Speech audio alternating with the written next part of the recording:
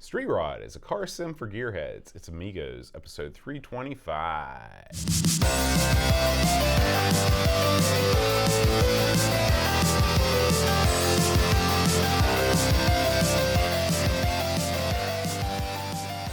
Hi everybody, welcome to Amigos. I'm John. And I'm Aaron. And today, Aaron, we're together again for the first time in 18 months. Unbelievable, bud. Yeah, we have reunited here at Amigos Studios for a very special episode because it is Veterans Day here in the United States, a holiday, so we salute and thank all veterans for their service. Absolutely. And we're celebrating Veterans Day by taking a look at a game about 50s street racing. Listen, a lot of veterans were street racing, trust me on this. And a lot of people, I've got some interesting tales about street racing because my dad did it. Really? Yes, sir. Well, why don't you regale us with one of those? Well, you know, the old man was my whole, in Charleston, when you were a young man in the early 60s especially, fooling with cars is what you did. Mm-hmm. And a lot of those guys did it. My dad's whole family were drag racers. They would go out in the streets of Charleston and they would race their cars. Something that is mentioned again today is racing for pink slips. Mm-hmm. That happened. Mm-hmm. That happened. And Dad has told me about people he's seen that lost their car dragging down the strip. You know, and how would you get the car home? I always wonder about that. Oh, trust me, when someone gives you a car, mm-hmm. you can get it back to the pad because you've got one of your pals to drive that sucker, back to the house. Right. But drag racing was a real problem in Charleston back in the day, and there were certain stretches of road on the outskirts of town where that would happen. So it was a big deal. My dad's a big gearhead, and part of the reason is because he used to work on cars and race them. They'd race cars up hollers, they'd race them down in the city, mm-hmm. anywhere they could. So the game that we're looking at is more of a Happy Days style, like there's a city and there's a diner where, it wasn't quite like that in a lot of places, mm-hmm. but the kids knew where to get together and have illegal street races, and I guess it sort of hasn't changed. If you watch the movies, Fast and Furious, like that, they get together in the movies. They do. I assumed this story happened somewhere. But I haven't heard about it happening around here for a long time. It just seems like, where are you going to find a place where there's a road where there's not enough, where there's so little traffic that you can pull one of these things off? Oh, you could. Well, at night you could do it because mm-hmm. they're all at night. You could. There's plenty of long stretches of country road where you can go. Mm-hmm. And people still. Most races now are you're at the red light and some geek pulls up beside you and revs his engine. Right. But even when I was a kid and someone got up beside Dad in a nice car, I could see him punching it. I remember this. So it's something that happened. And it was just, the game is based in something resembling fact. Yeah. Well, what do you think it is about this whole time period, the 50s time period with the diner? Why do we go back to that time period? What makes it so nostalgic, do you think? Post-war America was a paradise for some people. Mm-hmm. And you're talking about there was a lot of joy that was still coming from finishing off the war. There was an economic boom period, and when people look back on it in a romantic way, you've got the parquet floor diners, mm-hmm. and the roller skating chicks come up to the door, all that sort of stuff, and the Letterman sweaters, mm-hmm. that sort of stuff. There's a romantic element to it. I think TV and Hollywood perpetuated it quite a bit with shows like Happy Days. And of course, for the people like us that didn't grow up in that period, we've been exposed to it our whole lives anyway, through restaurants mm-hmm. and again through TV. And some people have done I know there's a guy down here that's got a bunch of pinball machines that's got the whole, the parquet floor, the whole schmoz with the jukebox and stuff. So I mean, there is an appeal to it. Even someone like myself who didn't grow up in that era, I still think it's interesting. Yeah. And it does seem kind of like a calming era. Now, people were still getting killed and gutted, and people were wrecking cars, doing everything they did back then. But, every time you look back on something, like people look back romantically on the 80s, they're like, oh, it was so great. Well, I lived through the 80s. They weren't that good. I'll be honest with you. A lot of bad stuff happened. But when you look back in the old rose-tinted glasses, which is, hey, this is what we do, right? That's rose-tinted glasses is our bag. Mm-hmm. You could look on this stuff. And I don't know how, I wondered how a game like this would translate in Europe, for example. Well, it was developed in Poland. Let me tell you something. When you see this game come up, And then you see the names that worked on it. I was jarring. I thought to myself, is this a scene that happened in other parts of the world? I don't know. Do you? I don't think so. I think that the entire world has a romantic notion about post-war America. Yeah. That's because of Hollywood, because of TV, and that was the time period where it really seemed like America had hit the ground running, and there was no limit to what could be accomplished. So it's interesting, and that definitely surprised me when I saw the names on the list of who programmed this thing. Well, Aaron, before we get into Street Rod, why don't we talk a little bit about what's been going on this week in the world of Amiga news? So we're going to kick things right off the bat with this thing, Mod Explorer 3.8, Aaron. Have you ever thought about looking for some new mods to play, or do you have your playlist and you're set with it? Well, it's fun. I may use this because I didn't see this come up in the news, but there's a live, continuously available mod player that you can log onto a website and download and play mods off of, and I use that all the time at work. Yeah. So this is sort of similar to that. This may even be, it's just a new version. This is Mod Explorer 3.8 has been released, and it says that it offers users mods they've never heard before. It randomly downloads mods from the internet, including Aminet, Modland, and Modules.pl, and it plays them. So they're not stored permanently. There's basically, they're sort of streamed on the fly. So this new version offers a plugin that gives you one of the visualizers. You a big visualizer guy when you listen to music? I do like a little visualizing. I do like that. Yeah, and especially when you're listening to electronic music, I think that it suits it well. So you can check this out. This is available. I found this on amiganews.de, but you can find the link to this and all of the stories on the gather.com/Amigos podcast link that you see before you on the screen. I like the idea of being able to play these on your Amiga. Yeah. Which is cool.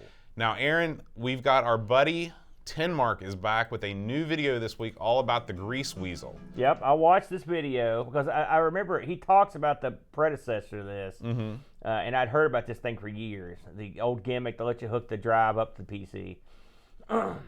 Doug loves this thing, and it's funny. I asked in our Discord, I'm like, and I guess I should fill in what it is. It lets you lets you read and write Amiga discs on your computer, right, on your PC. And other formats, not just Amiga, including some like more obscure formats. And I guess that's where the gimmick is, because I couldn't figure out why anybody would care about this now. There's so many ways to do this without having to fool with this, but people care about all kinds of weird stuff. Number one, I never can figure out why. Number two, they're using it for other formats. Apparently, it's quite popular, more obscure stuff. So I can understand. Because not all computers have the compact flash solutions that the Amiga have. Yeah, or like USB solutions, and not to mention, what disc are you going to? Unless you wrote a bunch of discs, what discs are you really? Is there a need to dump a bunch of your own discs? They're out there, but the price on this thing is El Cheapo Grande. So there's also. Do you remember how much it is? It was under 20. It was under $30 yeah, US, that's not I believe. Bad. And it's not bad at all. I believe it's an Amy kit that's shipping these. It's funny that Doug mentions it because Amy kit. We've always been on good terms with Amy kit, but they pissed me off more a few times. Hey, shipping's tough sometimes, but Amy kit's such a small crew. All right, and Doug mentions in the video that they've added a new employee. So I thought that was interesting. So I'm assuming they told him that for a reason, because they're trying to get back over. Right. And say, listen, good for them. They hooked another dude up, or lady, and hopefully that will iron out any sort of whacker they have. Because, I mean, Amy Kid for the longest time was the only game in town, it seemed like. No. Not so much now. So I think it's time to step up the game. Are you the kind of guy who gets off on putting your own discs into a machine, or is there any sort of that nostalgic ritual about taking a disc out of a box, putting a disc in, waiting for it to load? Nope. Not a bit. Let me tell you something. I took a disc out of the box, put it in, and waited for it to load over and over and over. When I was bootlegging 4 billion discs, right? You put the disc in. I will say it's always nice when it works. So I guess there's some low-end sensation of joy when that happens, when it comes on.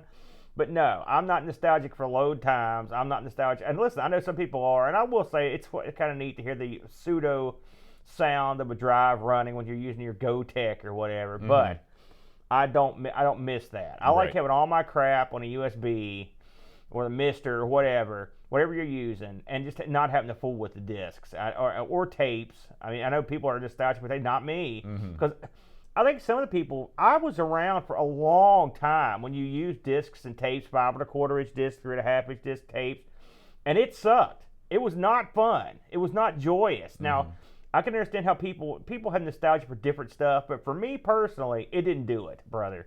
I want it all, and I want it now. Yeah, I agree with you. I don't, with the limited amount of time that we have for doing our gaming, I don't want any of that taken up with loading, and then at the end of the loading time, there's always the fear that the game was not loaded correctly, you get an error, and you have to start all over again. So. Absolutely.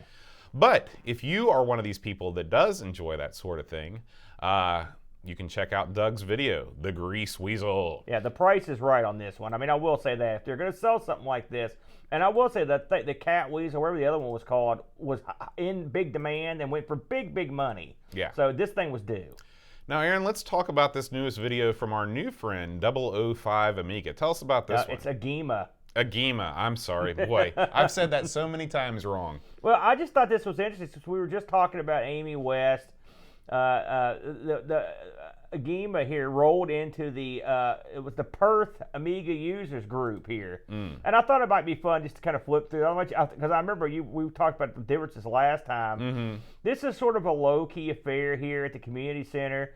I think it's neat just to see how I enjoy these sorts of things. He talks to some fellas, and they're just your regular Joes who have their various Amigas there. They're playing some games and talking about it. I mean, I love that, and I think this is something that we've gotten in common with people all over the world. That's the best thing about being into a community like the Amiga is that you've got something in common with people in Germany and in the UK. Absolutely. Of course, the only kid there is playing a Genesis, so he knows what's up. Oh, there's more kids, trust me. By the way, look at that control panel that kids. I love that thing.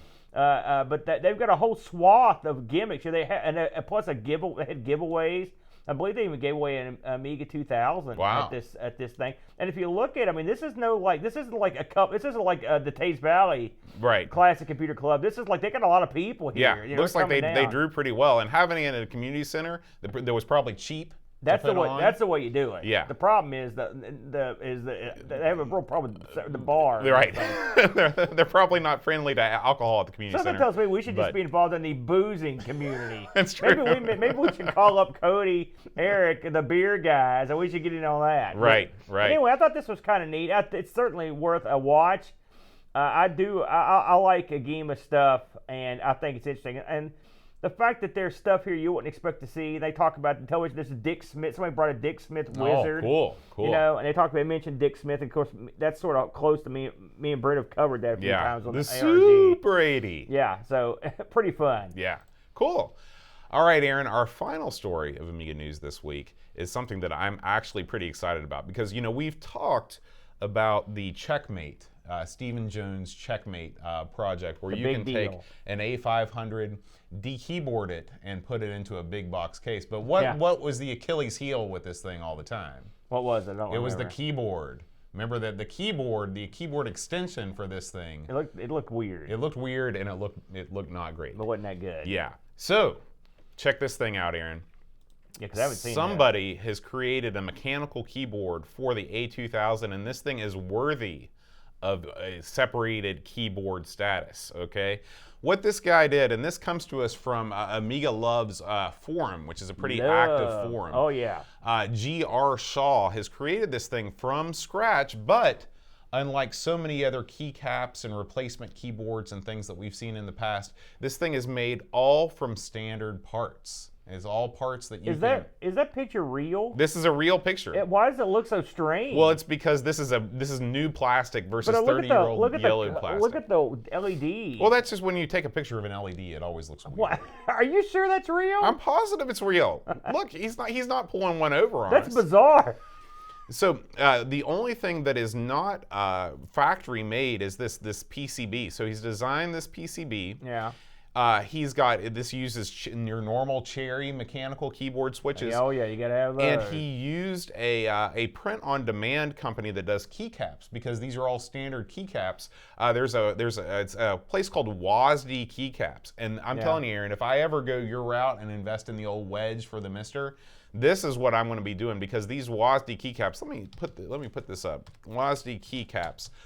These things look great. You can essentially order any color, any shade, any custom keycaps. I'm going down here to the bottom where the custom keycaps are. You can get symbols printed on these things. You can get, so if you, for example, if you want the run stopped key to be a different key, you pop it off and you can put it wherever you want on the keyboard and you get it to say run stop. That's always the issue using the Mister with some of these old computer systems, is that they've got the keys that are not standard. So you can go that route and not lose any of the functionality of your Windows style keyboard, like the ill-fated Keyraw project. So well, it's not ill-fated. It worked fine. It's not his fault. Yeah, I mean, it's not ill-fated at all. Maybe the slight cough instead of the ill-fated. So anyway, I think this thing is super cool. It looks like, of course, the big thing with the keycap project and all these injection molded keyboards is these things they cost a mint. This, you're essentially buying mass-produced parts, as well as this custom PCB, which you can order from a company like PCBWay or something like that. Get it in. There's no soldering required. The only soldering that's involved is the through-hole soldering. There's no surface-mounted soldering. You don't have to do any of that stuff. So I'm pretty amped about this thing, because for the people that have that A500 case the Checkmate case, and they're not happy with the keyboard, maybe they can work an angle. I was going to say, because I thought the A500 gimmick, like, how would this work? This doesn't have the same. The A500 doesn't have a ways to hook this up. Well, this uses a 5-pin DIN connector, which was standard with the A2000 and the A3000. So I'm saying maybe there's a way. Maybe there's a way. What is your theory? I want to hear this. Listen, I'm not a hardware guy. I don't know. Make it happen. You based your whole argument on this, but there's no way to hook this to an Amiga 500 in the case. Not yet. This story is going to spur development. Listen, before you know there's going to be an A1000 keyboard. We'll finally get our replacement A1000 keyboards. Everything's possible. Remember when we decided to veer away from hardware? This is the prime example right here why we did that. Anyway, I mean, I'm sure the people that now listen, brother, Commander mechanical keyboard, forget boat, forget all this crap. How about a little something for the Amiga 1000, my friend? Mm-hmm. We're dying over here. Over here. I want this for the 1000. Then you got something right here. I mean, you got something, but then you got something. I understand. And speaking about got something, Aaron, we're going to round up our news story with our favorite place to buy all of your classic Commodore Computer hardware and software, old RetroRewind.ca. Now, if you haven't heard of Retro Rewind before, first of all, you've been living under a rock. What are you doing? Okay? Retro Rewind, straight out of the confines of friendly Canada, are here for you with things like keycaps. They're here for you with Amiga OS updates. Amiga OS 3.2 available at Retro Rewind. The Kung Fu Flash Cart for the Commodore 64. Any kind of EEPROMs, they offer blank EEPROMs, they offer an EEPROM burning service, even wacky stuff like a transit card for your C64 disk drive. If you're worried about your 1541 getting damaged when you take it to your local computing event, you can get one of these cards that keeps the head safe. But on top of that, they're also a full-service repair depot.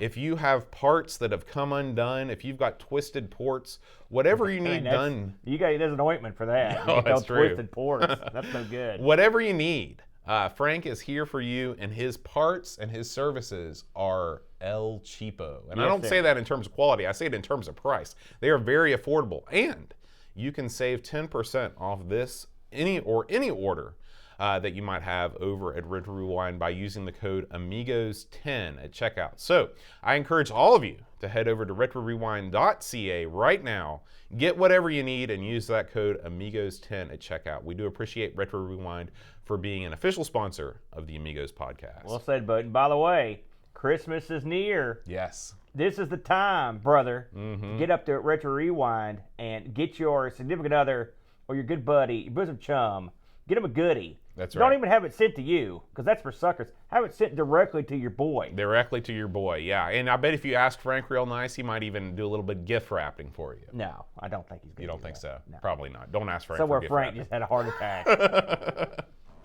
All right, Aaron, let's leave the wide, wonderful world of Amiga news and go on to this week's game, which is Street Rod. Street Rod. You know, you ever played this one before this week, Boaster? Never heard of it. I had heard of this, but I never played it because I'm not really a car guy, and I thought to myself, this looks like a game for car guys. And boy, was I right, Boat. So, Street Rod. You know, by the way, look at this. Look at this. Remember Paper these? notes. Paper notes. And The only thing that's missing is you need your old glasses before the bifocal so you can cover your face entirely. Well, also part of the sheet's missing because my printer went AWOL here. But so Street Rod released on the Amiga in '90, Boat, the Clarion year. What a year that was! It was a big year for the Amiga. Yeah, and it was also you're nearing your what I would call your peak. Yeah. Right Yeah. there. This came on 2 discs and was released from an outfit called PZK Development Group. It's funny. When I went over to Lemon to look these guys up, it credits them PZK for doing a game called Blockout, a game called Street Rod 2, and a game called Tunnels of Armageddon. But when I went over to the Hall of Light, they did not credit them with any of those games. But from what I could tell, they had to have done them because they appear in the game. I'm going to trust Lemon over Hall of Light in this case. Yeah. Well, yeah. So, you know, I looked at who made this, and I thought to myself, this is a challenge. This is a challenge to talk about these people and their names. Because I can tell you right now, Bill Smith, not involved. No. Frank Jones, also not a So, you know, when you deal with our good friends in Poland and their names, they're not messing around. No. You know what I'm saying? They've got all the consonants. Over there, no one's spelling out their name on the old Scantron. Nope. You know what I'm saying? They put Z's and I's everywhere. So the coder for this was a fellow named Tomasz Pulowski. He also worked on the sequel to this, Street Rod 2. Another coder was a guy named Wojtek Was. That's a good name. Mm-hmm. I like that. Sounds like that band, The Was Yeah, Not Was. remember them? Mm-hmm. What was it? Everybody do the Funk dinosaur. Yeah, Funk I like Funk the Dinosaur better. Please listen. This is a PG show, Boat. The other coder, the third in the trio, Zbigniew Amonski. Right, another great name. Mm-hmm. We need more Z's in our names. Yeah, I agree with that. It's funny, those two fellows didn't do anything else on the Amiga. Now, a lot of the rest of this crew worked on the other games that the PZK was known for, Blockout, Street Rods 2, and Tunnels of Armageddon. We got to try that one, by the way. That's a good name. Graphics done by Natalia Rybolswazka, Okay. Renata Glazowska, and Zabich Dabrowski. I think I you like went a that. little blue there. Listen, hey, I call them like I see them. And you'll notice that my printer, instead of putting a little gimmick there, just put a little 1. Instead of having a little, like, whatever mystery symbol that is. Music, Dorota Blazazek.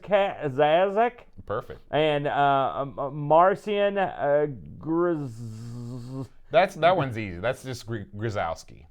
That's Grzowski? Yeah. What about this part here where there's another or in there? Well, you ignore that. Well, It's implied. That's Grzowski.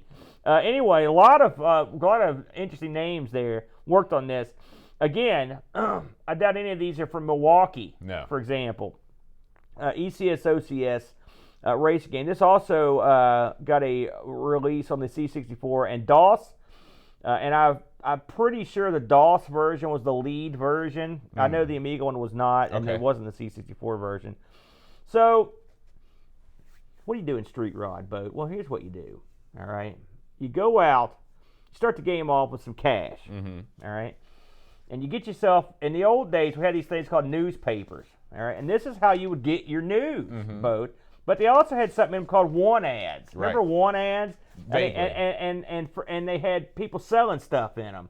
So you go into the ads of this newspaper in the game, mind you, and you flip through there until you find a car you can afford.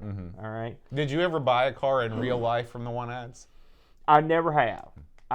No. Most of the cars I bought were other people's cars that I knew that were literally where they were begging me they were dying. And then that's when I swoop in. I am the vulture of used cars. I feed off the dead of others. So you buy yourself a car. Now, this is a hot rod racing simulator, okay? And I will say, they do get the spirit of the racing down. You buy your car, then it wheels into your garage. Okay, then it's time to go to work on it. Keep in mind, for those of you that are not watching, that are listening, this game is awash in atmosphere and I wouldn't say animation. Like in a normal Amiga game, if you pick your car, boom, it would appear in your garage on the next screen. Yeah. Okay. In this game, the car rolls in somewhat disarmingly under its own power. Yeah. But yeah, that is true. There's no driver in your car. You just gotta... It rolls in, and you see it appear. You see it roll into your garage, and it makes you excited. These cars are, there's a ton of cars in this game, and you can tell that the people that made this game were, if not gearheads themselves, enthusiasts of the scene because all your classic models are here. And they are real cars. Right. What's amazing. So we should mention this game takes place in 1963, the summer of 63. And you've got $750 to start. And you've got 12 weeks. The goal of the game is, in this 12 weeks, to accumulate enough money and enough knowledge to put together a car to beat the king. The king. The king has this awesome car with a chick in it. And when you see the king, he doesn't even give you the time of day because until you get up there. He looks like the Fonz. He does, and he should. So you can just go buy a car and then you're good to go, right? But that's not what a proper greaser from the 60s would do. You got to tinker with it. So not only can you use the newspaper to buy cars, but you also can buy parts, auto parts in it. And this is really this is the deepness of the game, such as there is, which is you go through the paper, and I mean I'm talking 50 ads in the paper to find what you want. Do you want your car to be an automatic? Do you want it to be a standard? What kind of wheels do you want on it? What kind of transmission? What kind of everything? Gear shifts and everything else. Manifold, the whole 9 yards. Now, you buy the parts you want. Now, in a lot of games, they would just be in your car. That's for suckers. It is for suckers. This game has a mechanic simulation element. It's light, where you literally take your engine apart and then you have to put it back together. I mean, completely with unscrewing it, the whole 9 yards. Then you could also tune the car, which I did. That's the first time I've ever tuned a car in any. It wasn't hard to tune. So, something tells me this aspect of the game is somewhat dumbed down from. Well, we should actually talk about this segment since we're talking about it right now. I love this part of the game because it makes you feel like you're doing something and you have some elementary knowledge of cars when it's clear you have none. Like I do. And so when you open up when you pop the hood of this car, you see the engine before you, and it's held together by 3 bolts. Okay, 3 bolts and a wiring piece. Okay, if you take those 3 bolts off, all of the parts of the engine are available to you. Okay. And so when you slot a new part on, you do have to put them in the correct order. And it's not going to let you go out racing until you do that because your car is not running. Okay? And so you have to learn that the manifold goes on and then the carburetors fit on top of it. There's multiple carburetors for your engine. And you have to match up the parts. So you can't put a Ford carburetor in a GM car. And you also have to know that Chevrolet is GM. This game makes you feel smart because I did know that. And I was like, I know something about cars, when in fact everybody They do mention that in the manual too, that exact, right.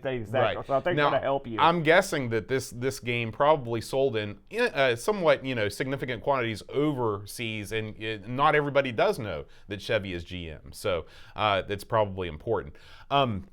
But anyway, I liked that part of the game. I liked going through the one ads. I liked picking out parts.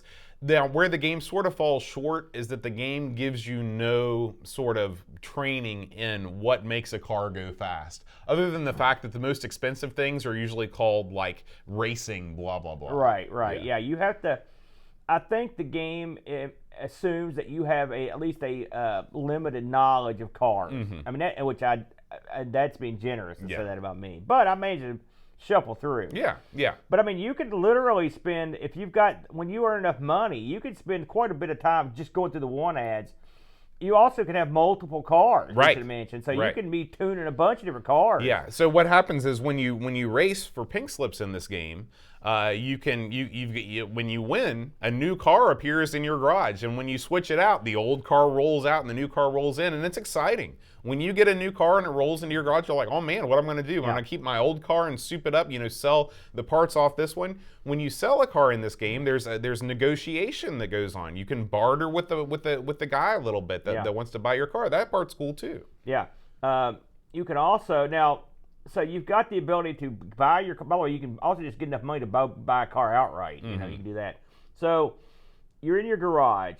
You can, aside from tuning and changing tires and all that stuff, you can also decorate the car. Right. You can paint it, and then you can also put stickers on it, which are they're funny stickers. My personal favorite, "I'm not a cop." Is the one sticker you could get. Maybe you've heard this, but if you ask somebody if they're a cop and they're a cop, they have to say they're a cop. I guess if you just put it on your car, they don't have to even ask. Right. They could speed in front of you or shoot a guy. No, that guy's not a cop. We're good. Let's do drugs. you can alter the physical appearance of your car in other ways too. You can chop the top. See, I'm using the lingo. Very good, Bo. You can remove the bumpers. You can, and all of these things affect the performance of your car. Obviously, when you lower the top of the car, it makes it more aerodynamic.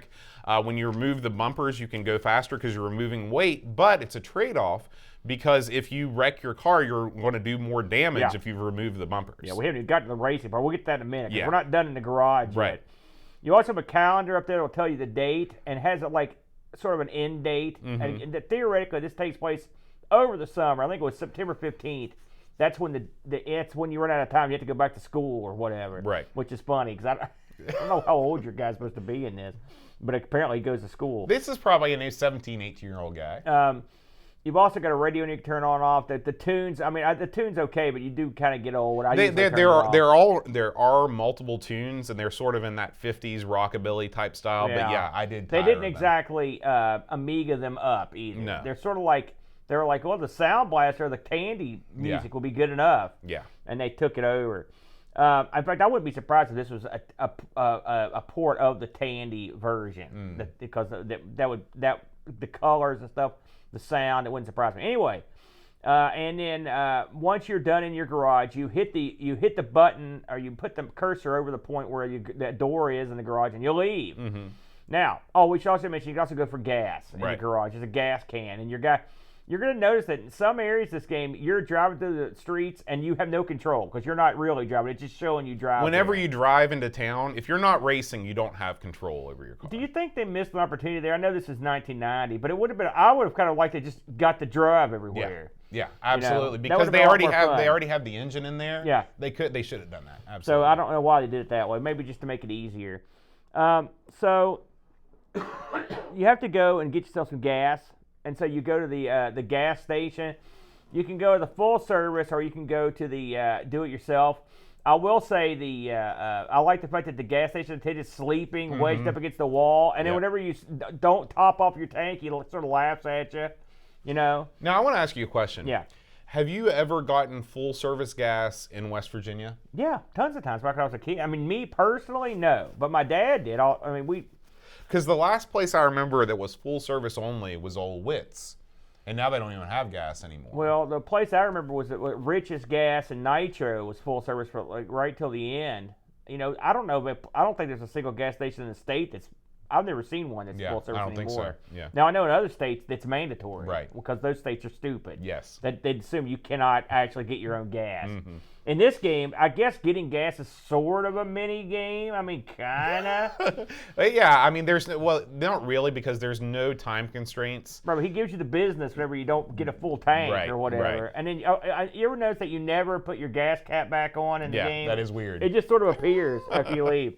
So once you've got gas, you've tuned up your car, and you've put whatever parts you've picked up. Remember, keep in mind you only had $750 to start. Then it's time to roll down to the old drive-in. Oh, yeah. That's where the deals go down. And so when you get to the drive-in, it's your typical looking drive-in. It looks nice.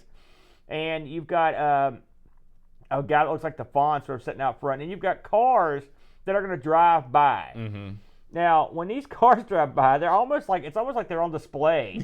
Because the guy looks out the window at you, or the girl, or whoever's in there, and then you could click on the car and you could check out what the guy's got. Like I guess you say, hey, what do you got in that thing? Yeah, you can click on the engine. Yeah. And by the way, we should mention that this game is 100% controllable by joystick, which I love. Yeah. Because that's what I I did. use the mouse and joystick when I do that. And you can, if you click on the engine, it opens up and you can see what. Now you can't actually look at the parts and see exactly what it is. You can basically, just as if you were in real life, if it looks like a big engine, it's probably fast. Yeah, and when they pull up, it tells you the make and the model of the car, and it tells you the guy's name.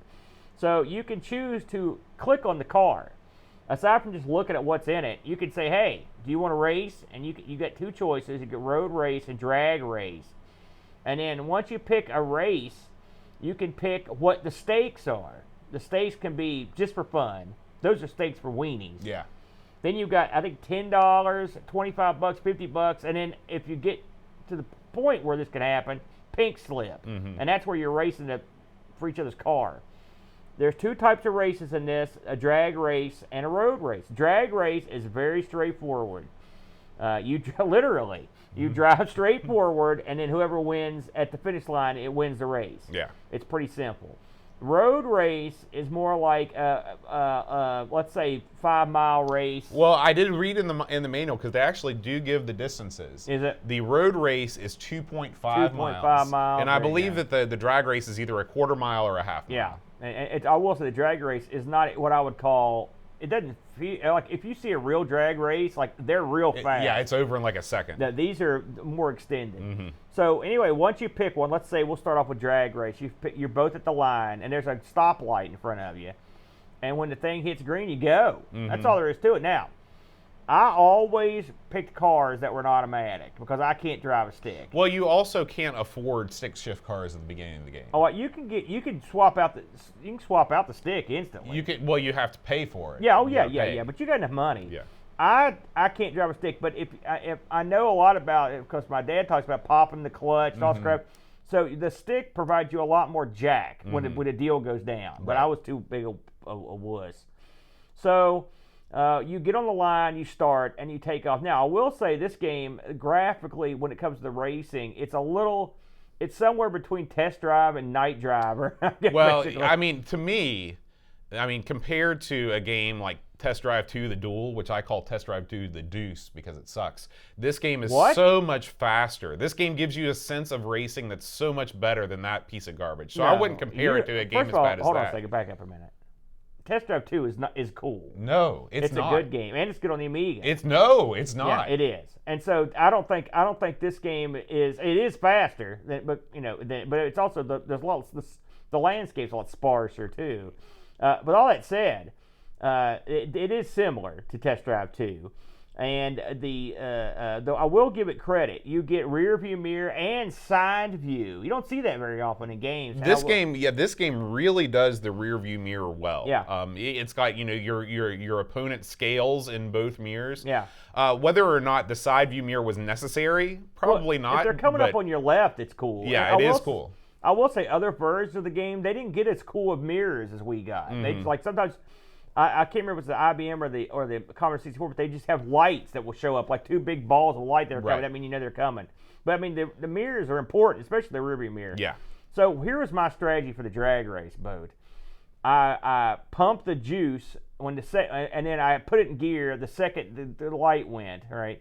And then I immediately rammed into the other guy. Yeah, that's the strategy. Screw that That's guy. Right. And then I took off. Now I won a ton of races doing that. I have to say, I did not find the racing that difficult. Now the road racing, we should differentiate between the drag race and the road race. Yeah. So tell them about the road race. So I want to talk a little bit about the drag race. Go ahead. So the drag race, you pretty much know right off the bat if you're going to win, because if you adopt your strategy, which I also use, which is bump the guy, get in front of him, and take off, you're going to win. But if you're up against a faster car, you haven't got a prayer because he's just hotter off the line. Yeah, you've got to get. I mean, you can beat a faster car, but you've got to catch him quick. Right. You got to veer into him right away. Right. Now the road race is difficult because it's so long. I mean, it really takes a long time to finish a road race, and it's a pretty unforgiving thing. Now, I mean, it is realistic because if you go off the road and you hit something, then you're screwed. And you the race wrecked is your over. car. Yeah. What's hilarious is when you wreck your car, not only does your windshield shatter, but all of your gauges on the instrument cluster also shatter. Yeah. I don't know what's caused that, but Yeah. it's a nice effect. And at that point, you get the choice of either repairing your car for a cost or just junking your car and starting over. Yeah. Your opponent is a much better racer than you are. Your opponent is not likely to go off the road. And also, you can wreck your car just by ramming into the back of your opponent. I found the road race to be incredibly difficult. In fact, I never finished a road race. Oh, geez, they weren't that bad. I thought, now maybe it's because I was trying to win, and if I wasn't winning, I'd quit. Did you go full blast the whole road Heck race? yeah, I did. That's why you wrecked. You got to slow it down a little bit, dude. When you're going to run curves, you know. By the way, you learned that if you played a little test drive too. But anyway, so in the road race, there's curves, and this game's deceptive. The curves look gentle, but they're tough. If you're hauling tail, and depending on what kind, also your tires make a difference too on that. The grip you've got. But I've won tons of road races. I didn't think that was that hard. I can tell you right now, you could sit down and you can win drag races all day long if you bump. And by the way, bumping's in the manual. It's like, you should bump the guy, and it works.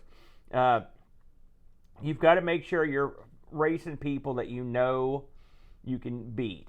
And when a hot rod, when something comes up that looks awesome, and you look at it and you're like, man, it's probably awesome. Right. So what will help you is to win some money as much as you can. I usually will win money until I get my first pink slip, and then that's when it goes down. Right. Because then you've got a bunch of money to play with. You can start jacking up your cars. Now I can't sit here and tell you which cars I used, or I went by the money system, whichever car looked the most expensive and it was an automatic. I will say if you can drive a stick in this, it helps a lot because those are the cars that are, everything I've read, those cars do better. Yeah. Like you can and do there's more tricks. The win condition in this game is not exact. It's not as if like when you get X amount of money or you're driving this kind of car, you win. Every once in a while, the king pulls up in the drive-in. Yeah. And if he's not into racing you, he'll say no way. But when you get to be good enough, then he'll race you. And it's never spelled out. And that's kind of cool because it puts a little bit more mystery into the game, and it's not as if it's game over if the king doesn't want to race you. You just keep on going. People will say no to you the first time, and then if you ask them again, they'll say yes, which is weird, but also kind of realistic because that's the way that people are too. Yeah. If you try to do freebies too often, they're going to be like, take off. That's something you do maybe once. Well, freebies are good for testing out, like if you just upgraded your car and you want to see if anything has changed. The issue with freebies is that it takes time, and you're under the clock in this game. Because one of the few complaints I have with this game, actually I have two main complaints. As you mentioned, when you're racing, the scenery is very sparse. Yeah. I would have liked to have seen you going through intersections in a town, seeing more things on the road. We're going to compare this game to the DOS version in just a second. And they do, first of all, the racing is just better on the DOS version. The graphics are poor, but the racing aspect is better. I will say that the speed angle, which is the number one thing in a racing game, if you don't get a sensation of speed, the game is straight up garbage, okay? This game nails the speed aspect. You feel like you're driving fast. But the other thing is they should have given you an on-screen way to see how time passes. Like it says in the manual, like if you do body work on your car, you waste a lot of time. It takes a lot of time. But the only way you really see that is if you're constantly clicking on the calendar. I would have liked to have seen an on-screen display of what day it was all the time. It is odd. Really, the time aspect of this, I can see it, because otherwise you'd just be playing this thing into infinity, right. You know? But I would rather just let you play till you beat the king and not worry about the time. You're right. That is weird. But I guess it's a sense of urgency. Right. And it gives you can't just go in there and just tinker forever. But I think most people, they probably don't pay much attention to that. Here's the thing. Once you develop your system, you can cheat the game anyway, because once you figure out the upgrade path, then you can just start a new game and do it all immediately. So, and that's what the person that's playing this game, I will tell you that if you do everything perfect, it looks like from this full playthrough, you can get through this game in about 45 minutes. I watched this complete playthrough, and it's the same gameplay loop. It's, race for pink slips, sell the other car, or sell your previous car, use the money to buy upgrades, repeat ad nauseum. Yeah. I think where this game stands out, or people that be interested, if you're a car guy, Yeah. it is fun. You got to think, this is 1989, 1990. There wasn't a lot of games that were like this. You know, you're not tuning cars or replacing carburetors or transmissions or all that stuff. If you're a gearhead, this gives you all the kind of fun stuff that you can't do. You start to suspend your disbelief a little bit because, you know, but I mean, it's still kind of neat. Yeah. It's kind of neat to work with your car. I mean, we've seen this sort of game moved on to like midnight clubs like that, where you can do this sort of thing, you know, the more modern versions, but this is early on.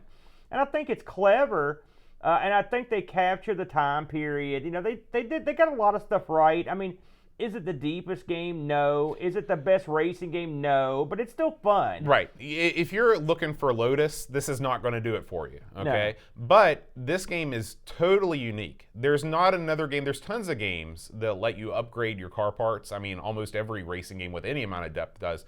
But they don't let you pop the hood and install the parts yourself. Yeah. You don't see the parts. You know, they just sort of appear in your car. And the amount of cars that are in this game that you can drive, not to mention that when you go into these cars, a lot of times the interiors are different, and you know they put time into this sort of thing, and in a lot of other games they just didn't, and that gets big points from me. Yeah, you can even get, and when you're racing, the cops can come into play. You can get pulled over for speeding. If you don't have the money to pay a ticket, they go. You go to the jail, and it's game over. Yeah.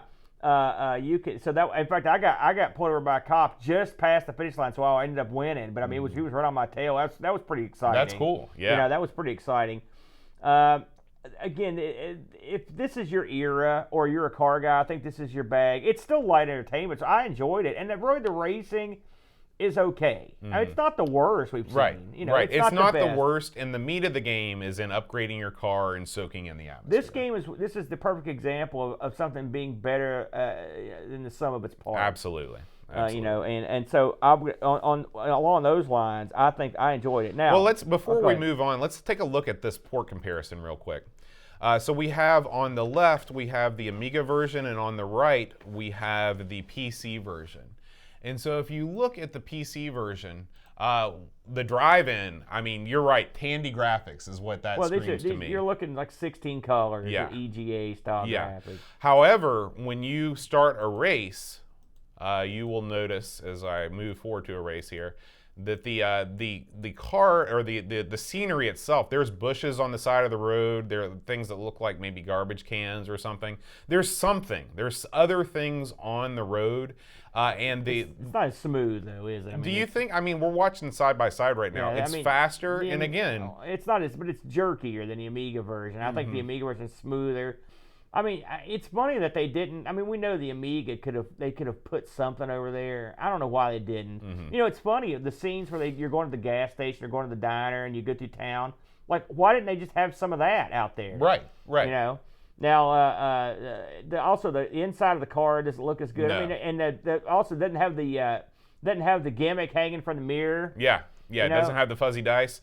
It's an example of, you know, the differences that I just don't think that the PC at this time, you know, the EGA graphics, they just couldn't pull off. This is definitely a game where the Amiga graphical power is superior. Yeah, and we mentioned there is a sequel to this, C-Rod 2. Now, I haven't played it because I never do, because I Right. never know we're going to get to them. And I am kind of intrigued, because what I'd like to see is a game like this that they really make for the Amiga.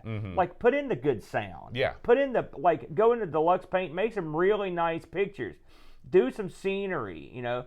Maybe have some stuff where you go through town. You know, maybe have a little bit more. Maybe make that gas thing an actual mini game. Maybe make some of the tuning. You can make little mini games out of those, because really right now they're kind of puzzly, but that's about it. The tuning was a missed opportunity. Yeah. Because it tells you where to tune your engine to for optimum I think about performance. something like that Covert Action game we played, where they took every conceivable thing and they made it a mini game, and that made it more fun. Right. You know, and you didn't like all the mini games, but they were still more fun. Now, if you're a gearhead, maybe you just want to toy around with that stuff. But if you're going to go that route, really get in there and make it for gearheads. Make it more difficult to fool with the engine. Right. You know, stuff like that. But I mean, I like the premise a lot. I really do. And it is a romantic period in American history. This era of the late 50s, early 60s, where people were racing these hot rods and run around town. It's fun. And I think they stumbled onto something here, and I think they were definitely passionate about it. Like you said, they obviously know what they're talking about. If you look through the newspapers and stuff, there's a ton of crazy ads in there. The fact that they use real cars, they probably couldn't do that anymore. Right. Stuff well, like that. I mean, you'd have to pay. I'm sure that they didn't pay any licensing for any of this stuff. Everyone in here is smoking. I also mentioned that when you beat the king, you also get his girl. That's right. That's convenient. That worked out good. So it's kind of cool. That's the way it was. And she says, "I've always believed in you." Yeah. So listen, disingenuous girlfriend, there's no doubt. I looked this up, but first of all, I want to talk about the eBay on this first before we get to the reviews. I was surprised. I couldn't find any of these that had sold recently or were for sale. Okay, however, this must be a pretty rare game because I saw the IBM version selling for $100, and I saw the sequel selling for pretty big money too. For by all accounts, like this was released in the United States. I don't know. I don't know. Okay. I have no way to say yes. But it was selling in America. Do you remember if the auctions were American based? I don't remember that. It was English. That's as far as I could go. So one would assume, but you never know. I don't know if this is sold here or not. Now, I looked this up on Lemon to see what the scores were. The folks over at Lemon give this an 8.21. I want to, before we move on, remember Metal Gear. What did they give Metal Gear, a 7 or something like that? So this was leagues and leagues above Metal Gear. Right. Now I like this game, but I mean, this is no Metal Gear. I'll tell you that. The folks over at ACAR back in November of '90 give us an 82. Amiga Joker, you ready? 82. It got over with the Joker. Yeah, interesting. Info gave this 4 out of 5 stars. The average magazine rating 82%. Did you get any Discord action on that? We did. We got one review from Pajako 6502. Here's your reviewing machine. He says, "I like racing games, but this one just didn't grab me. It looks, sounds, and plays like a game from the earlier in the Amiga's life. You really only get one ride to start with and no parts to try out. A bit more would have been good. Cosmetic changes that cost are possible, but they don't do much, and really you should save your cash for actual parts. Has some nice elements like taking engines apart to upgrade them. However, there are too many menus to click through and it gets a little tedious after the novelty is worn off. If you lose your first race for money as I did or wreck your car, it's game over and you have to restart. Racing itself is lethargic and dull. An race upgrade is just a rinse and repeat process. Not the worst game, but not the best either. 5 out of 10. So Pajaka didn't like it. Well, he raises some valid points here. This game can give you some of that same old feeling. I think the upgrade system is actually quite clever, and I didn't think it was that bad either. I didn't think it was that hard to win. I found this game to be pretty addictive. Yeah, actually. On the Amiga, this is one of your more approachable games. Yeah. As far as I got in there and I was in there going to work. I tuned the engine. Once I tuned that engine up, man, I was good to go. And then once you get a couple wins under your belt, you see how everything works. It almost becomes I won't say pedestrian. It's not that tough to win, which I like. You get to choose. There's 25 different cars in this. Okay, that's ludicrous. And with all the options that you've got to use, I mean, I think that's the you have to get into that element of the game. Right. If you're just here for the racing, this is not Lotus. This is, like you mentioned. I can't undersell the fact, I love the way they do it at the drive-in. I love watching, because you don't know what's going to roll up. And sometimes it's so funny. I mean, because I think that these are kind of procedurally generated where they'll take a random person, random car color, and random car and mash them together, random sticker. And when you see like a lady pull up in some like Stingray Corvette and it says Big Chief on the side or something and she's smoking, you're like, man, I bet this girl's got personality. And I like that part of it. If you hang around the diner long enough, you'll see the chick come out on skates taking orders. Yep. So all that stuff is great. But I mean, you have to sit there for a while before she comes out usually. And maybe this has to do, I'm a sucker for the sort of Happy Days type aesthetic. Yeah. And so I'm not surprised by that. Yeah, I like all the atmosphere and stuff like that. So. But we can both agree that this concept could have been fleshed out 100 times better. Absolutely. There you go. Absolutely. All right, Aaron, well, that's going to do it for the Discord reviews this week. So why don't we roll on to talking about what's been going on in the wider Amigos community on our YouTube channel. How's that sound? That sounds good to me, Boatster. All right, man, let's do it. So There's There's the boat sound effects kicking in. You got 50 tabs. You couldn't have this one open? Listen, you got to have 50 tabs open. All right. Why don't we kick things off, Aaron, with our latest and greatest? Why don't we go back to ARG this week? Tell us about this wacky computer you guys talked about. Oh, man. This week, me and the Brent took on the Comx 35. I never heard of this Me neither. machine boat. But, boy, it's neat. A neat little machine, built-in joystick on the thing. This thing has a mysterious past. It came from the depths of Hong Kong. No one's for sure. Big in the Netherlands, though, right? Yeah, big in the Netherlands and a few other places. It got sold over Europe. And we ended up looking at a couple games, and I have to say the games were okay. Man, all things considered. Skip forward a little bit there, and we'll look at the games. I looked at it. This is sort of the premier game on the system. It's called Get Your Gadget, and it's a helicopter game where you fly around. But it's sort of like what it reminds me of. It's sort of almost like a Manic Miner in a helicopter. It's a screen-by-screen game, but the keyboard controls actually give you an element of control you wouldn't normally experience in a game like It seems like you kind of move forward one block at a time. Is that right? That's correct. And you also, much like a chop lifter, you could spin to have like a forward view. The controls they're interesting. This game was made to be brutal. Actually, I dug up some forum posts from the fellows that made this, and they actually had never finished it. They didn't think anyone could ever get all the gadgets, but people have, and so the game doesn't have an ending, ironically, but it's getting all the gadgets is nigh impossible. Yeah, well, didn't they say that it actually was impossible because nobody thought that you could do it? Well, it's or possible. when you get it, nothing happens. Nothing right? happens, right. So this was a fun game. And then Brent looked at a game. Now, this was something I'd never heard of this concept of this thing. Brent looked at a game called Cross Horde. And this game is released by a guy named Fabrizio Caruso. And he actually commented. We had a couple people that comment on this game and some of the games. This is a series of games that are being ported to hundreds of different platforms. This is based off a special language, right, that allows that to be done easily. That's right. And Brent goes into it on the show. And actually, Crossword, it's a real slow game to start, but it's actually pretty fun. And once you get into it, and this appears on, like, if you've got a machine that can do anything, you could probably play this on it. There's a version of it. So if you're into, like, your C64, your Amiga, your IBM, whatever you've got, this is something you can play on there. And it's actually kind of fun. It takes the concepts behind like a Space Invaders game, except it changed it to the point where every invader moves at his own accord in a big mob. It's almost like they're running at you and you're fighting them off, and there are power-ups. It's a pretty interesting game. It starts off slow. I wish it was a way to skip to like level 10 and make it more interesting right away. But we enjoyed it. So yeah, we had a real good time with the Comx 35. We may come down that road again someday. I love it. I love that episode. Oh, yeah. Did you hear? Oh, good. Yeah, I told you like 8,000 facts that I would not know. Oh, I will say you got a valid point there. I'll give you that. Does anyone use that mode? No, that's the worst thing that's ever happened to life. Yeah. Yes. All right, Aaron. Look at that handsome devil. Yeah, Mikey. We did Mikey on our Sinclair. Do you remember that? I do. Mikey is...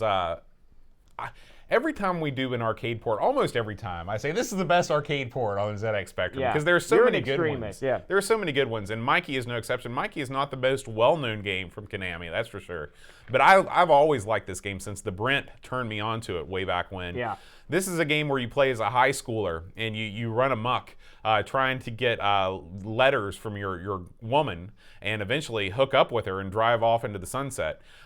This is comes out of Japan and big time. Yeah, big time, big time. In fact, the Japan was so afraid that high schoolers in Japan were going to start to copy Mikey's delinquent movements. They changed the release in Japan and changed it into a salaryman.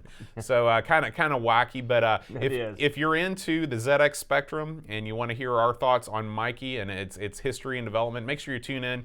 This was a real fun one to do. This was a surprise, wasn't it? Yeah. It's a surprise it got ported. It's a surprise that how well it was. I will say, I can see the Japanese were upset when a guy runs around and headbutts everything, right.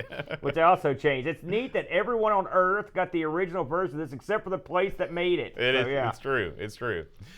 All right, Aaron, and now we move into the little thing that you've done. Why don't you tell us about this one, Aaron? This was from last Friday. This is another in a series of Amigo and disaster streams. This was just some straight up Amiga action, man. I want to get back to the roots.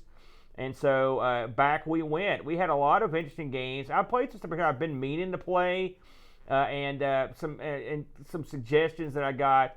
Just the usual stuff. We had a good time. This game here, Boat, is a Doom clone, by the way. And I'm trying to get the name of it. It's DM. Somebody can help me. I can't remember off the top of my head. But this was a more recent game, and it's got multiplayer. It's not bad. Yeah. It's got that kind of I mean, you hate this type of game. I do. But this one's somewhere between the game you hate and Doom. I was going to say it's almost like a Wolfenstein more than a Doom. It is, but it's not bad, you know. And we had a good time, Boaster. Cool. All right, we move on to our last video this week, which of course. Oh no, I was about ready to say it's a Frodo video, but it's not. No, this is actually the Brent. We were just talking about it. You know, I'll be honest with you. I was cleaning up the hard drive last night. And I came across this because there was 33 seconds of video from this game on the internet anywhere for the ComX 35, and Brent played this thing a half hour, and I thought, man, we got to do something with that. Yeah. And so I put it up, bro. Yeah, heck yeah. And it's up now. So if anybody wants to check it, because really you need to watch about 20 minutes before you can really get the full feel of the thing. But if you want to watch the Brent going to work, and certainly the longest look at Crosshorde that there is on the internet, this is it, and we've got it on our channel. I know people are clamoring for it. all the ComX 35 action you can find, it's right here. Hopefully, I want to see some more ComX action. Maybe you'll record some more footage. Yeah. All right, Aaron, that's going to do it for our community updates this week. It's time to move on to the end of the show. Okay, so we've got many. We're really moving on, aren't we? Yeah, we're moving on to the end of the show. Of course, we got to talk about the last week's Patreon challenge. It's been a couple weeks since we've talked about this, and I'm going to pull up our winners. Okay, so let's see. Last week's song was "Hey Soul Sister" by Train. Do you like that song? I do. Blip Blop, Rob O'Hara, Frodo and L, Adam Freeman, Gary, Heather, and Jigglebox got it. It's funny, I was thinking we didn't have a song last week. Am I nuts? Maybe last week, did you and Brent do the show? Or didn't have the show last week? Because we did it on Wednesday. That's why it's just been so long. Okay, I was hesitating too. We did the show early last week, which makes it seem like it's been longer. And we also got a new patron this week, Aaron, and he wrote us a little note. Okay, so, beautiful. I'd like to read it, and he did give me permission to read this. Okay, good for you to ask. Yeah, I did ask, because it's a little personal. He says, I discovered the podcast through the Retro Hour when me and Neil were on talking about, when we started This Week in Retro, you know, me and Neil went on the Retro Hour to talk about it, pump it up a little bit. Oh, you gave us a little plug on there? Yeah, and I gave us a little plug on there. So he looked us up, and he said, the Amiga was not a system I grew up with, being here in the States. Yeah. Understandable, non-factor. Yeah. But I was familiar with it via the computer gaming magazines I was constantly devouring. It was something I lusted after. It's only actually been the last few years that I started diving into it. It's been so fun having a whole new world of games to check out. In a way, I'm glad I never had one back in the day. It's great having a huge back catalog of retro games now. That's right, I feel that way about a lot of systems, like the Coco and the Specky. This year has been incredibly rough for me. While I won't go into specifics, the podcast has been a huge bright spot. I work third shifts as a custodial lead at a local college, so it's the perfect thing to listen to help break up the night and put me in a better space. Thank you guys so much for all you do. And he says, as far as what I prefer for the Patreon song and shirt, could you put me down as we like what we like? Makes sense to me. Yeah. I truly appreciate it. All the best, Brandon Bennett. So thank you, Brandon. That's awful nice. Well, hey, listen, I've worked that late shift, my friend. I understand. And I listen to podcasts like you. I consume the heck out of them. So it's nice that you're getting some pleasure from listening to our idiotic ramblings. I think that's dandy, Boo. Yeah. And of course now, Aaron, it's been so long since we've been together. I could have recorded something ahead of time, but it's been a long time since you've had a chance to experience the Patreon song live and in person. Oh, I knew we were going to have a problem here. Okay. I thought about another Spice Girls medley, but I decided against it. Oh, man. I know I should have had a cocktail when I came over. So here we go. If you know this week's Patreon song challenge, send me an email at john@amigospodcast.com. If you're watching live, please don't write it in the chat. Keep it fun for everyone. Well, Don't be too busy recoiling in horror. Oh, man. That's good. And with a cold. Yeah, with a cold. Here we go. Snotty. What is that?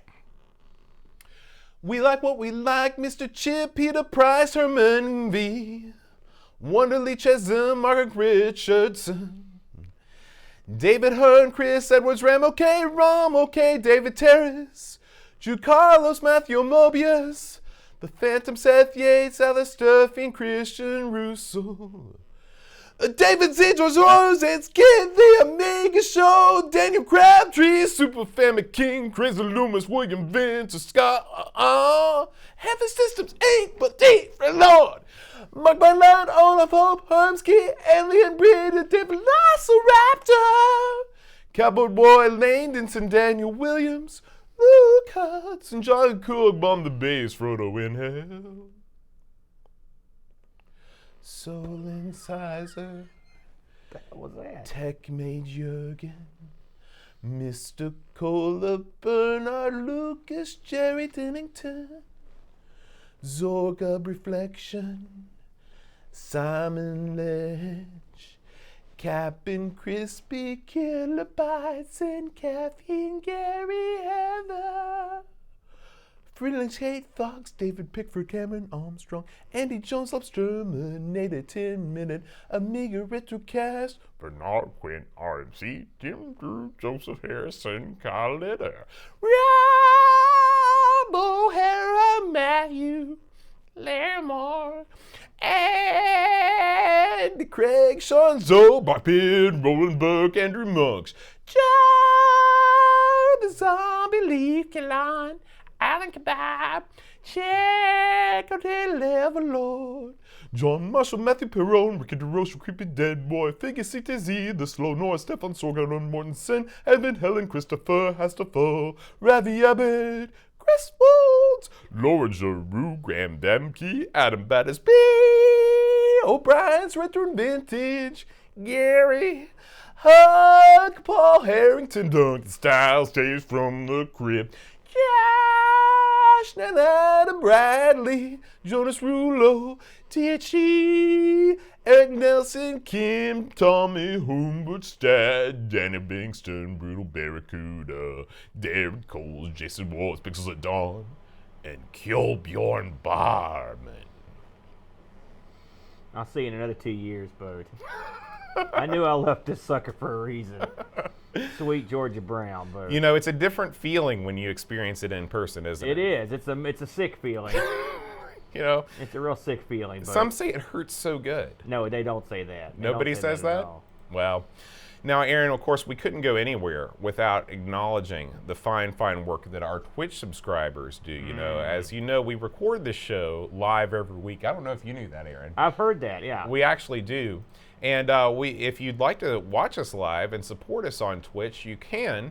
If you've got an Amazon Prime subscription, you can actually use that. It costs you nothing, and we get a little financial support out of it. We'd like to thank our Twitch subscribers. Eora4077, Amisteph, Blue Train, Monza Mess, Orom, John Marshall 3, Blow Jellyfish, Mitsuyama, Twilight Zoner, Macintosh Librarian, Pixel Rageous, Uber Scuba Diver, Wide World of Retro, Gary Heather, Dragon Bray, no, Data Ombre. I need to make this bigger. Dragon Bray. I like Data Ombre too. They're That's both true. good, Boat. Crabs MTG, Retro Jerry, the real Retro Dude, not the fake one. This is the real one. We've been found out. Paco Take. Oh, he's out of his mind. He is. Explorer, Trapshot Live, Beach Bum 7, Still Adolescing, Lumen 808, Texas Foosballer, Frodo NL, Barkbit, Anthony Jarvis, Captain Chaos DK, Wing Chun Wolf, Scumboy, ChronosNet, Negsol, and Jigglebox. Thank you guys so much for subscribing to us on Twitch. You know, before you go to the next game announcement, I saw something we need to talk about real quick. Oh, yeah, man. We got 2 big events coming up here, Boat. Big ones. Huge ones. Number 1, this Saturday, it goes down. It goes down hard. Tell the folks. After a recess of some months, the Taze Valley Classic Computer Club is reconvening right here in Amigos Studios. Live. Live. If you will. Saturday night, 7 o'clock Eastern Time. All the gang's coming. You, me, the Chud. The Chud. That's really all you need to know. But Brent, the Brent. Good Matt. Good Matt. Is the Brent going to be here? I think so. I don't know. You never know with that guy. You never know. Maybe Terry's going to be here, put up a new Burger Time high score. Yeah. And of course, John Marshall with the tote full of old Commodore computers. What are we working on this time around, Boat? Well, I know John's bringing some projects he's working on. No kidding. My big project is going to be seeing, Wide World of Retro, aka David Z, sent me out of the goodness of his heart a Atari 8-bit 1050 disk drive. I've wanted one of these things for a long time for reasons I can't fully explain. I don't understand. I think I might have 2 Atari discs, but I want one to sit right here beside my 1200 XL, which is just off frame. Then why do you need to fix it? Well, because Dave sent it to me. Oh, I see. So I'd like to fix it just as a favor to him. Plus, Dave will come after you. That's true. He will come after me. And so we're going to be opening that bad boy up, testing it out, putting it through its paces. So make sure you tune in. It's going to be a good time. This could be the best one ever. It's undoubtedly going to be the best one ever. Is this going to be the best computer club we've ever had? It's the one I'm most excited for. I've never been this excited about anything in my whole life, I know. except for one other event. What is it? About. What My is God. it? The day after Thanksgiving, Boat. November 26th, I believe, is the date. 10 a.m. is the time. Myself and the Brent, we're getting back together too. Mm-hmm. So it's going to be a real rough month for old A. This time in the arcade, I finished last night feverishly setting up the equipment because it's going to be Thanksgiving Marathon. Oh, the yeah. ARG Thanksgiving Marathon, where me and the Brent are going to go to work, old school, Boat. And we're going to play 8 hours of gaming action, all kinds of crazy stuff. We're going to spin wheels. Brent's got all kinds of crazy schemes because you know the Brent. It's going to be crazy, complicated, convoluted disaster. It's going to be fun. Now, ordinarily, I would jump at the chance to take part in the Thanksgiving Marathon. Who wouldn't? However, that is my 10th anniversary. Congratulations, So, you put up with Bo for 10 years. It is. That's stunning. And so, but believe you me, when we're at our romantic dinner, I'm going to be sneaking glances at the old Twitch app on the phone. Please don't do that. No, that would be instant death. That's marriage suicide Yeah. right there. We don't know what we're going to do with the Amigos that night either. I don't know if me and Brent are going to pick it up, or I don't know what we're going to do. We'll figure something out. Yeah. Well, announcement forthcoming, Bo. But again, that's the day of Thanksgiving, November 26th. Myself, the Brent, 10 p.m. Eastern Standard Time for Thanksgiving Marathon. And if you are watching the show live, one more quick announcement. Stay tuned. Don't go anywhere. We have a very special program for you. Coming up right after the show today, we are going to be streaming for perhaps the very first time in Twitch's history. I don't think. Yeah.